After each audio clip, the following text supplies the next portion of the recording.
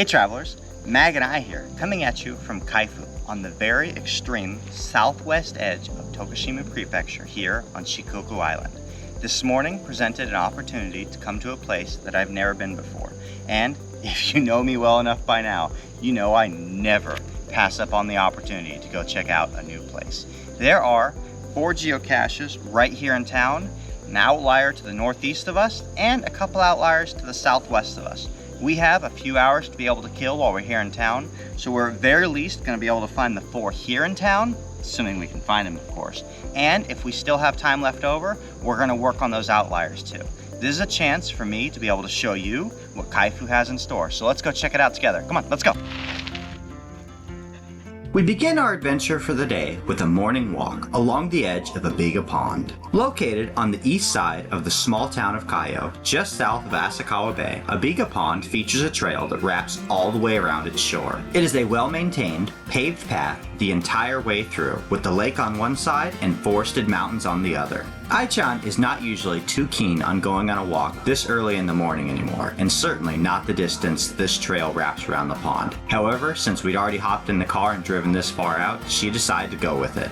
I, of course, had no intention of walking her through the entire trail, as it seems to wrap for about 2 miles around the lake in a loop. Instead, we sauntered out for about half a mile, enjoying the smells, before I told her it was time to turn around. She seemed a little surprised at first, as I hadn't found any geocaches yet, but there are none on this trail to be found. We came out here just for the walk. It is, however, close enough to home base to hide some geocaches, so perhaps she and I will return at a later date to walk the rest of the trail and add some hides together.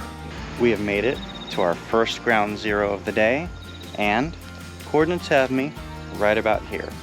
And it says this is a magnetic, so using my geosenses, the hint, and knowing the love for micros in this area, I think we got a winner. Great way to start our day. Let's keep this going.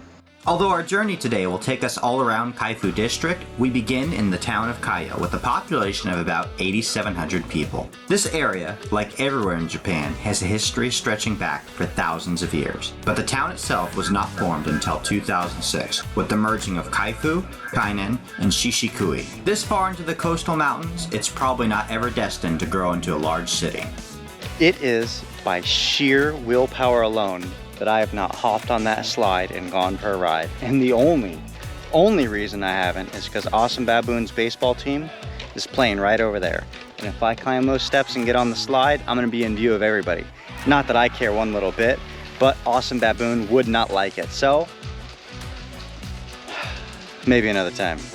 Moving into the center of Kaiyo, we drop in to pay a visit at the Awa Kainan Cultural Center. This appears to be the place to go in town for an education and regional cultural experience. The center is comprised of 6 main sections, including the Kaiyo Katana Museum, the Crafting Hall, the Iki Lounge, the Sekibune Portal Shrine Exhibition Hall, and the Kainan Culture and Event Hall.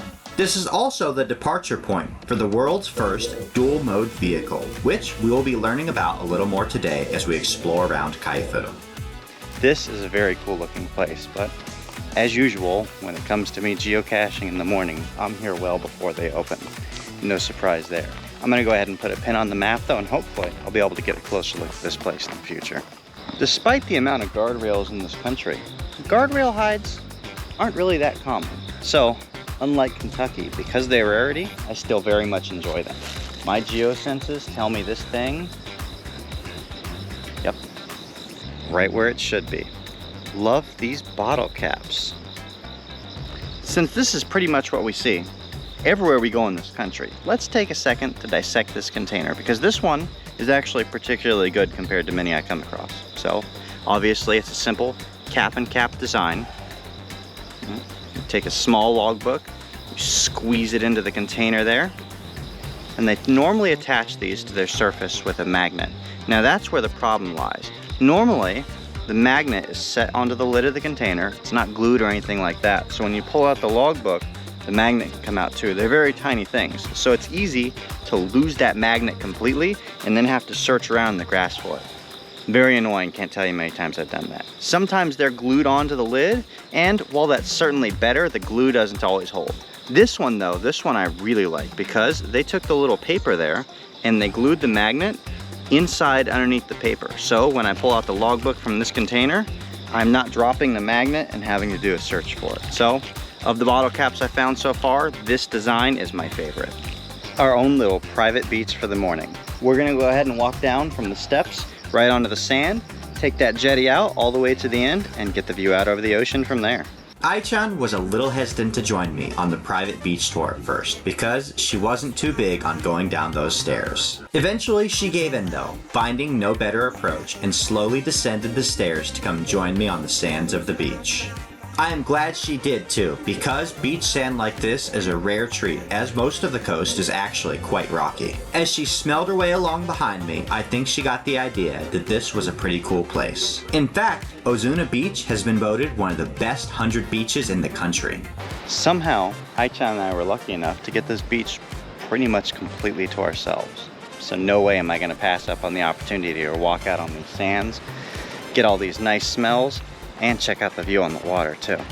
Come on girl, it's just a little bit farther now. In our time traveling together, Ai-chan and I have walked out on quite a few jetties jutting out into the ocean. Some are quite uneven to walk on, with the path consisting of many small stones like cobblestones. Others have been nearly impossible for her to navigate, formed from large, uneven stones with big gaps between them, and a treacherous few are absolutely beat down by the wave action. This jetty walk, however, was ideal, a smooth surface all the way to the end with very mild waves. I'm sure you've already noticed, but Ai-chan doesn't exactly join me on a lot of adventures since we got here into Japan.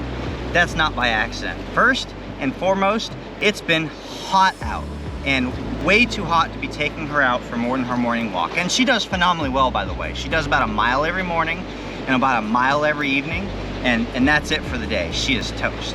Beside that though, her age is catching up with her, and she's showing it. Back in April when she got sick, she never bounced all the way back after that. She can't do the distance she could, and she overheats easily. So actually, my first order of business when I got here to Japan was to get an air conditioner installed in the room that she's gonna be staying in so that she can be cool every night, because she overheats quite easily. Even now, as the weather's cooling down, as soon as I turn that air conditioner off at night, she immediately starts panting heavily and telling me, you need to turn that air on because it's hot for me. And so I do, and so she's a pampered princess, and I love every second of it.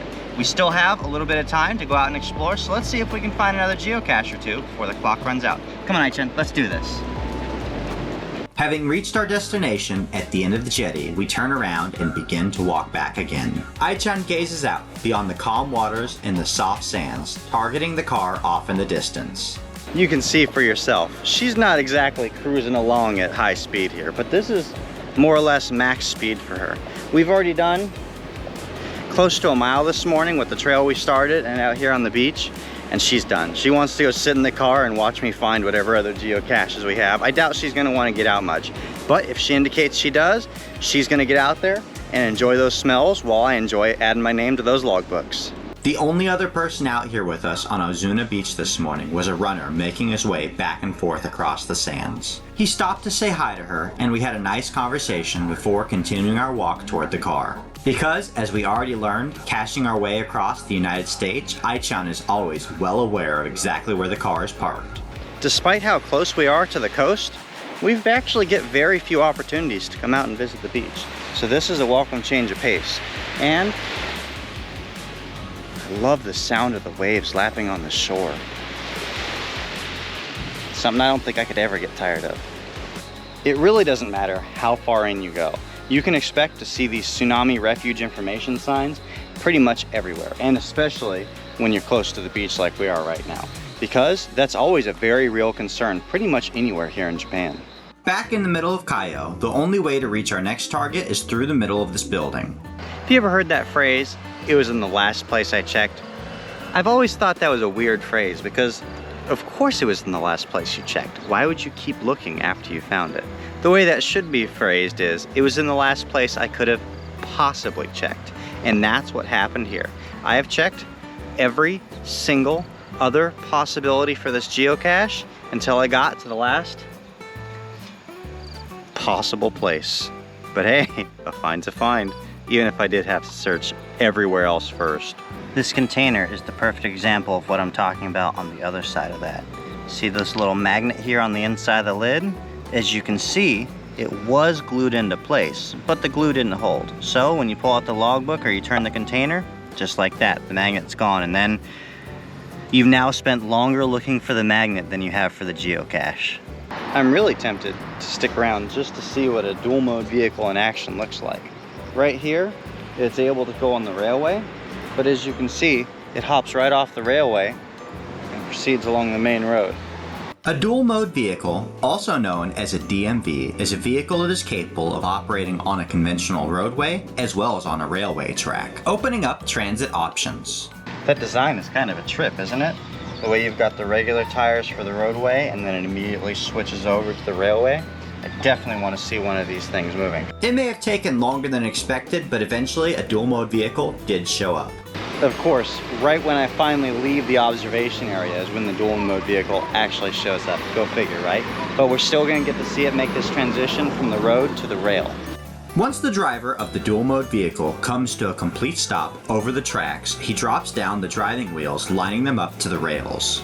When the driving wheels are in the correct position on the track, the vehicle begins to lift up, removing the tires from the ground. Then the rear set of driving wheels drops down, lining up into the tracks, and the vehicle lifts up off the ground, removing all tires. The driver does a quick check around the vehicle, ensuring that all of the driving wheels are lined up into the tracks before getting back in the driver's seat and driving away along the rails. And the Asa Seaside Railway here in Kaifu is the birthplace of the world's train bus. And I'm very happy to see that our next target down the line gives us another chance to see a DMV in action.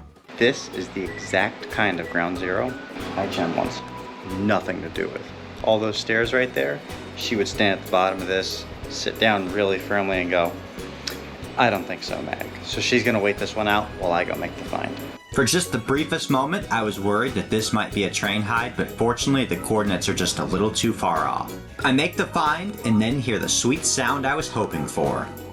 Second time's the charm. At the crossing station, the signal just went off, the arms just went down, and this dual mode vehicle is on its way. Let's see what this thing looks like running along the track.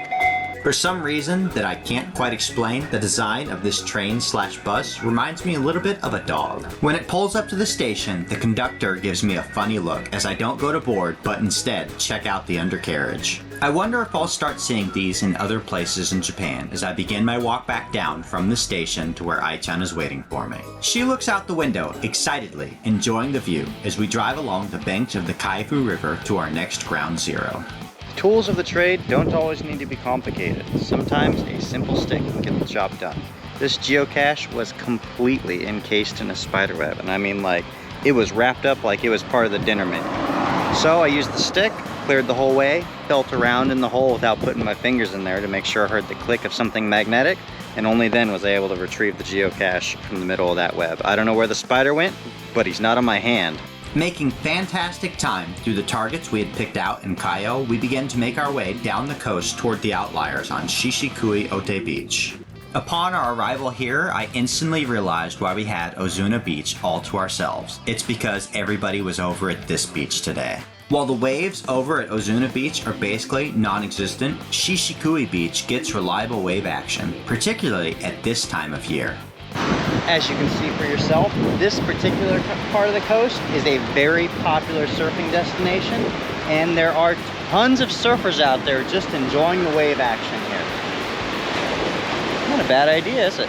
Ai-chan, however, vehemently disagreed, insisting we continue geocaching Kaifu. It looks like these guardrails are just going to keep delivering today.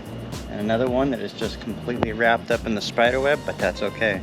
And if you notice, this one's a little bit bigger than the standard size we've been finding thus far, but definitely still a micro by all means. I got a kick out of just how accurate this cartoonish map of Shishikui actually is.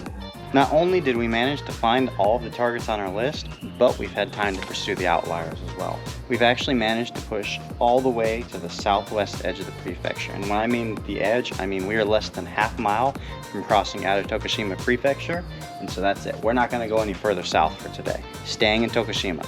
You've really got to appreciate the clarity on this water. You can see straight down to the bottom. I rolled up on this ground zero and immediately thought to myself, another guardrail. But after a check there, that's not the case. We still, of course, have the same kind of container. That seems to be a thing no matter where we go, but at least we've got a little bit of a different hide style to work with this time. When we reach our final ground zero for the day, I'm absolutely blown away by the view. There is no price tag you can put on being able to find your way out to a quiet, secluded spot like this, where you have the entire world to yourself to just enjoy the breeze, the nice sound of the ocean, and celebrate the success of many finds along the way. And for our grand finale, we have one last find, which had some maintenance issues, but the good owner came and replaced it. So we have found every single geocache we've been looking for today, and then some. And yet, the greatest find of the day was right around the corner from where we signed that logbook. This bay is an amazing place to check out several islands just a short ways away. All right, it looks like that's it. We're out of time and out of geocaches. Not only did we manage to find everything on our target list for the day, but we managed to find all the outliers too, bringing us to where the road ends here at the edge of Tokushima Prefecture, overlooking the coast. There's no further to go here than across the county line, and we're not gonna do that today because that was always gonna be our furthest boundary out. I hope you guys have enjoyed this tour of Kaifu with Ai-chan and I hope you've learned a thing or two along the way. Make sure to like this video, subscribe, stay tuned for updates, and we'll see you out on the trails.